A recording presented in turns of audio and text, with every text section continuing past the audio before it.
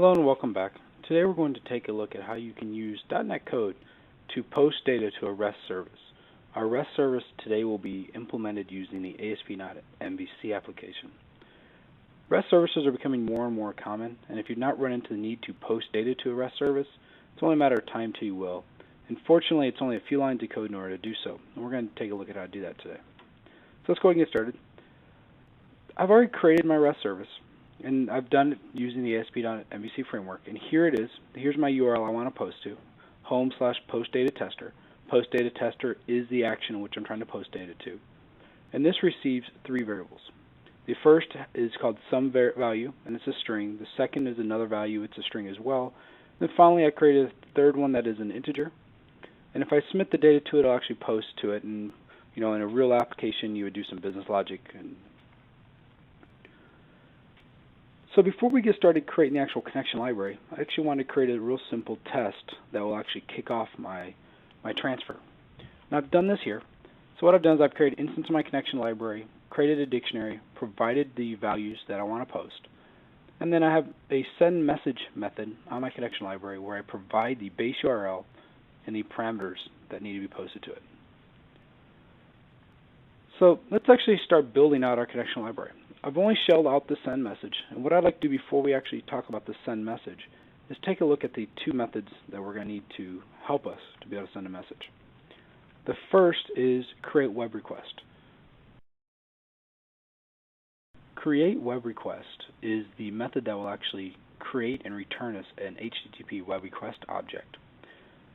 And in order to create this, I need to provide an endpoint and a content link. This content link is the length in characters of the message we're actually posting to the to the request. Once I have a request object, I need to tell it that the method type is post.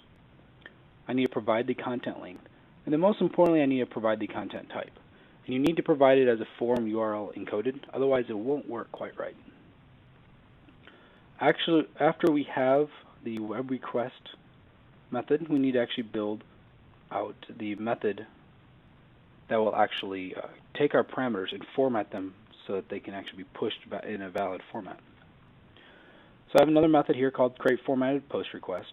It actually takes my key value pair, and what it will actually do is it will iterate over my key value pair one by one and basically take the method, the property name and the value, put those together, slap an ampersand in between them if needed, and return that as a formatted string.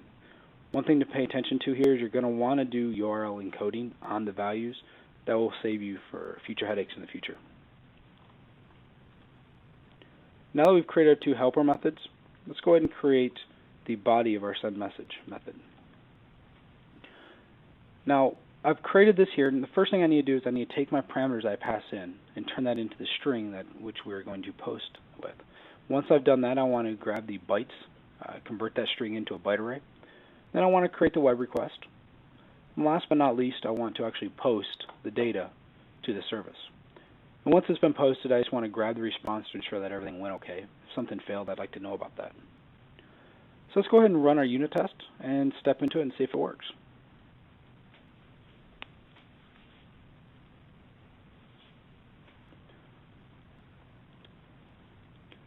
So you can see the URL, or I've taken all the values and I've created a valid post URL for it, or post message for it.